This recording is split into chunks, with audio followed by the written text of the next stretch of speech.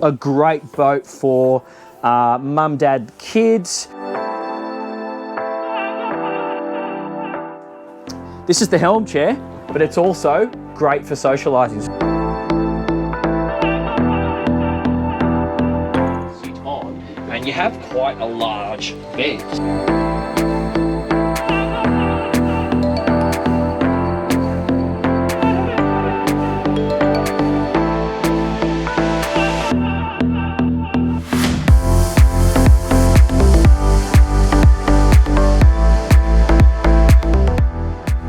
G'day guys, Dan Jones my name, and welcome to another boat brokerage video. Today we're on a 2010 Sea Ray 310 Sundancer. She's got twin Mercruisers, about 341 hours at last check on the gauge. This is going to be a bit of a quick walkthrough. I'm going to take you through the boat. I sold this boat to the current owners, and we've also done a bit of a drive, so we'll cut to some of the running shots and we'll try and be as efficient as we can because the weather has been changing a lot lately and we're only getting small weather windows. So anyway, this is the walkthrough starting right now. Come to the back of the boat and I'll talk you through what I find. This boat has teak decks, so it's got teak out the back of the boat and in the cockpit, but not up on the bow. This particular setup, as you can see, it's been set up just here with the dinghy davit. So that's what these are for. The dinghy davits would slide into there. It doesn't have a dinghy anymore, but if you wanted to add that, you can. Now you should be able to open, I'll just try this one here. I'll just open one of them. So we've got a little bit of storage underneath here. So both of these will open, fine for fenders. This is a good place for fins, that sort of thing. There you go. I'm not going to open it, but there is storage in here as well. And this here is for the shore power connection just here. So we do have shore power, okay?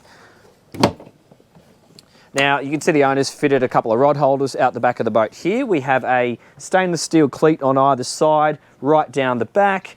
So that's good for tying the boat up at the dock. And then we have a little stainless steel swim shower, hot and cold, just there. That's going to take its heat from the motor. Kid and doggy door just here. And as we enter the cockpit, these Sundancers, they're great for ergonomics. So this is a great boat for mum, dad, kids, or mum, dad, kids and their friends. Perhaps two families works on a layout like this. But as you can see, starting here on the starboard side, we've got the minibar.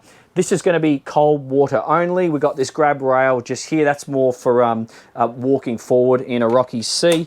We've got a little bin storage area just in here. And then underneath us, this side is the esky. And then you've got storage for engine oil and other bits and pieces as well. Making our way around the back of the boat and across to the port side. Lots of storage underneath here. Just here, so more good for fenders, bits and pieces. You can see the upholstery is showing its age. I'm going to go through all the negatives at the end of the video, one by one, just to be transparent with you. We've got a little picnic table just here. That's really only good for a couple if you're eating, but it's fine for setting up a platter of food throughout the day, and you can obviously utilize that area as well. So you might do some food and drinks like so.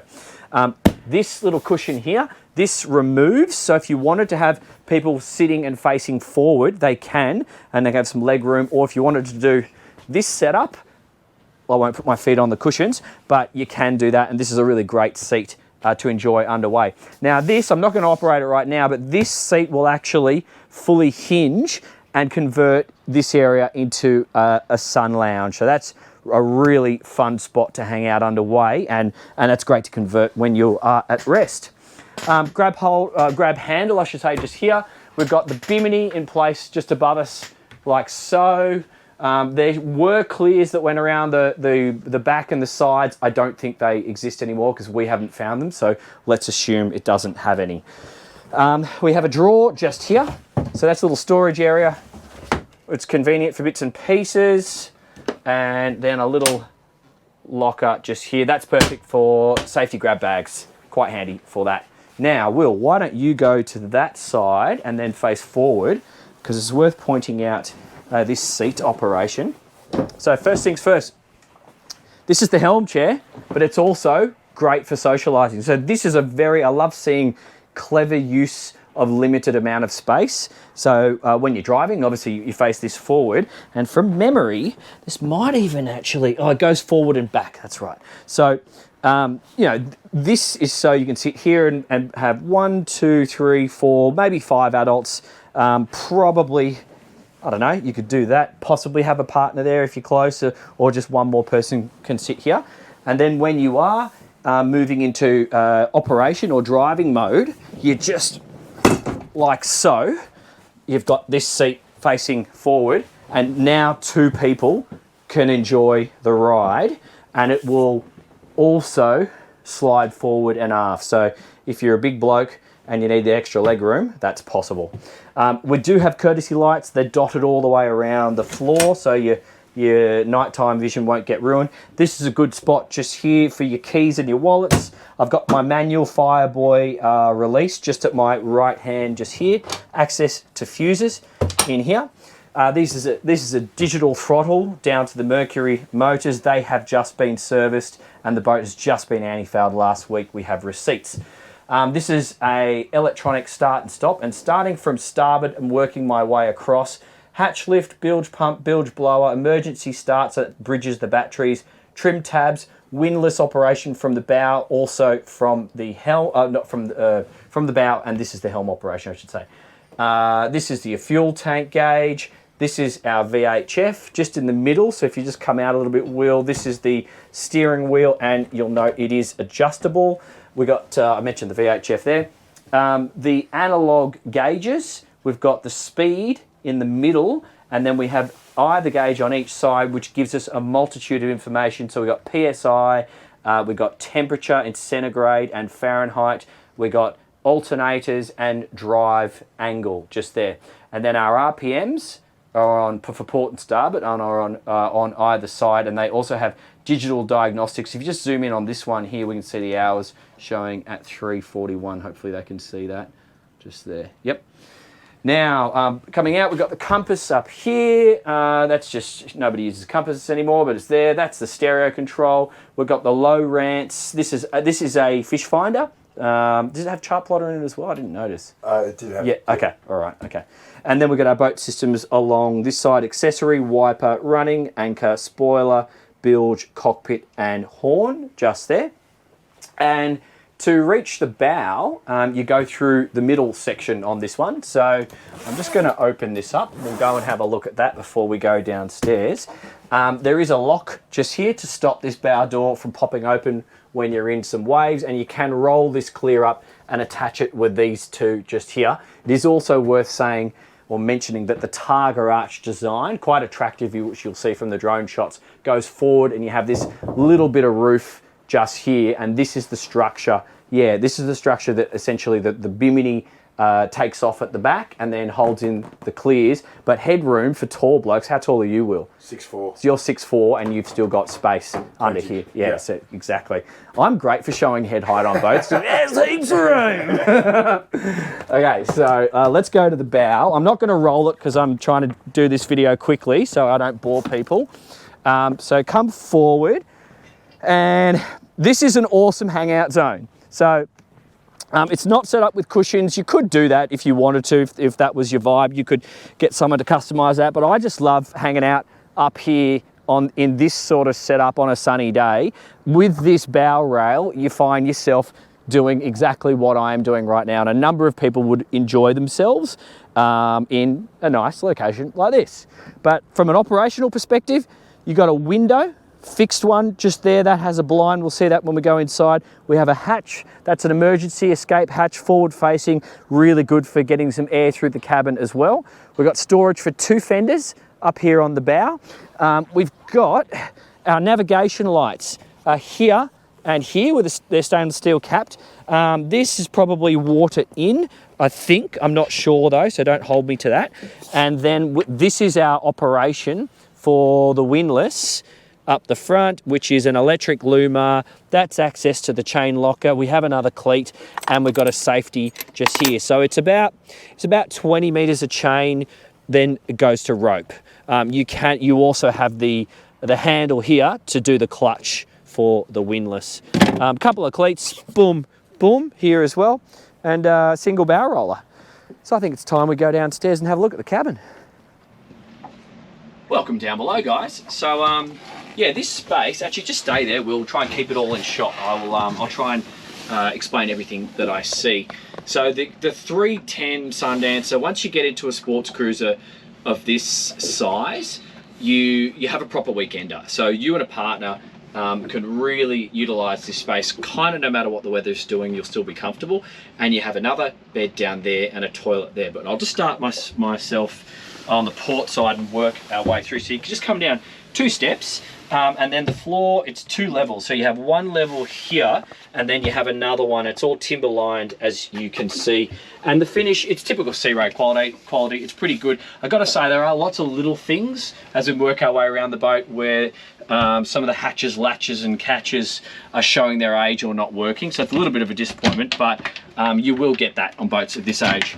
So this is a hanging locker just here, and that's sort of sensible as soon as you come in and enter the boat. I'm not going to open and close everything because it'll just take too long. But as we work our way around, we've got a microwave here. This little ledge here, as you can see, it's good for a coffee machine. And then we've got storage for pantry items here and here. So if you're cooking down below, this is electric just here, but it's also alcohol stove. So that gives you a couple options there. We do have a single sink just here, and that's deep and hot and cold. So pretty good for washing up a few items. Also handy for throwing things in the sink which need to be washed. We have large storage under here and here. And then working our way around, more storage here, a little bit behind here, but as you can see, a television has been mounted. And it's also worth noting, if you are going to be sleeping with a few guests, this area can be made private with this curtain, pull across curtain. So just stay there, Will, and I'll try and explain everything as I go through, because this is currently in the bed mode. So what you do, you have this timber in the middle here, which then these cushions sit on, and you have quite a large bed. So if I just lie down, like, this is pretty good. So this is great even in the middle of the day, because you've got you've got a nice view looking out through the windows there, and you've also got a couple of windows there as well, and you will get cross flow ventilation and ventilation forward sucking its way down. But as an evening location, this is probably the nicest bed because it's the largest. But you will be looking at one thing and going, that's not going to work, because there's a backrest just here. So this removes, and when you are in dinette mode, like so, 2 people can eat. So it's very much a couple's boat, or a couple's boat with kids, because you've got this little table here and the other one which we saw upstairs. So this is great for having a meal when you're down stairs, but it will also convert. So this will also sit on the ledge just here and turn into, like, essentially an extension of the bed, I guess the best way you could describe it. So we've got some drawers underneath just here. We've got storage. These all open here, here, there, and there. So that's good. You know, if you roll up your t-shirts and your shorts, you each have a side to put those bits and pieces in. A little bit more storage in there, and then you've got the panel. I'll open that one, which shows you your 12 volt and your 240 volt systems on this boat, and your master keys. Okay, so let's go and have a look at the head. So proper marine head on this one. It's a vacuum flush toilet, decent amount of space. So this is me standing up, and I've got that much space above my head. You got a full mirror. So notice how that gives you the ability to check yourself if you're getting dressed before going out. And sitting down on the loo, got some, this is like a Corian bench top, hot and cold tap. We've got some airflow just there, and a little bit of storage behind this mirror here, plus 2 more opening storage lockers just at our feet there. It's worth pointing out, this particular head compartment has been designed with a lip of about 2 inches just at our feet. So any water from the shower is actually, oh look, that's a little bit average. Any water from the shower is going to make its way into the drain and not into the saloon, which some boats of this era used to do, and that was annoying. Now, access into the bilge just below me here via There you go. So we've got a sump pump and a midships bilge pump. And this is the second guest cabin. So this is like a small double, I would say, this bed. Like, this is really a kid spot. You do have this curtain, so this will open and close, give you some privacy. And you do have a little bit of an area which raises just here, so you can actually sit up in bed and put your head through this little area. So it's really only for one person to comfortably sit up. But what they have designed into this, we are underneath the helm seat just here, and there's an opening window, so you can get some cross flow ventilation through here, which is handy. Now, obviously you can see I thought the clears, the aft clears and covers were missing. They're clearly not, they just haven't been installed. They're still here in their bags. Now there are 2 lockers just on the port side, and then we also have these lockers here behind me at my back on the starboard side. This is the bed head because we've got the reading lights and we've got some 240 plugs there. That's only going to be off shore power.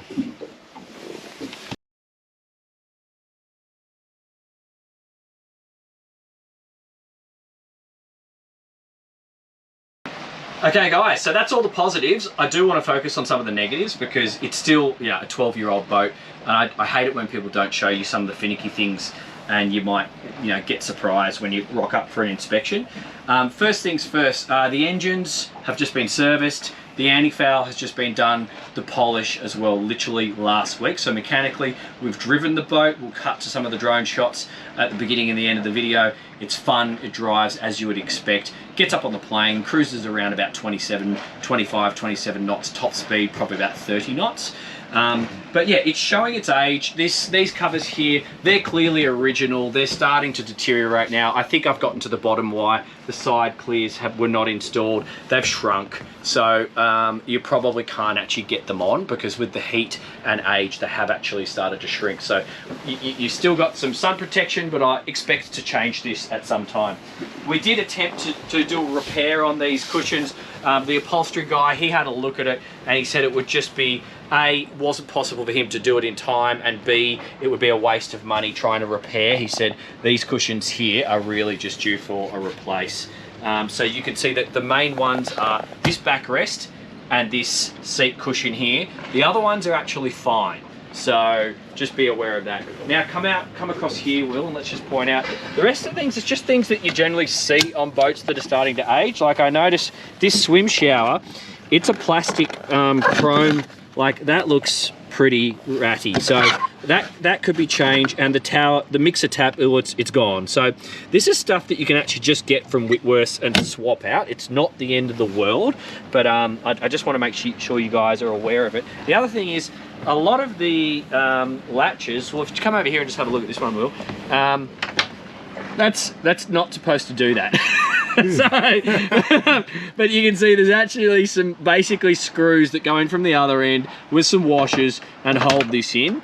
And that's not the only one on the boat. Like this one here, I was trying to operate it, it feels stuck. So these are minor fixes, but if you are a perfectionist or if you don't like getting surprised when you go to inspect a boat, then we would like to share that information with you. So it's not perfect, it's pretty darn great, it's a lot of fun, it's going to give you and your family or your partner great times, but you could invest a little bit in some of these finicky things, in our opinion, to make it perfect for summer. Anyway, I think that's my wrap up. If you're looking for a family boat, if you're looking to do what we are doing right now, and enjoy, let's hope, some sunshine this season because we've had a lot of rain, give us a call.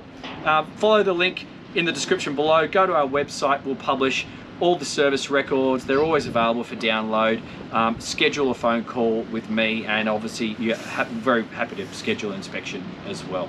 My name's Dan Jones. It's been Dan's Boat Life. I mean, the Boat Brokerage. Sorry, I'm getting confused. Thank you, and I'll see you on the next one.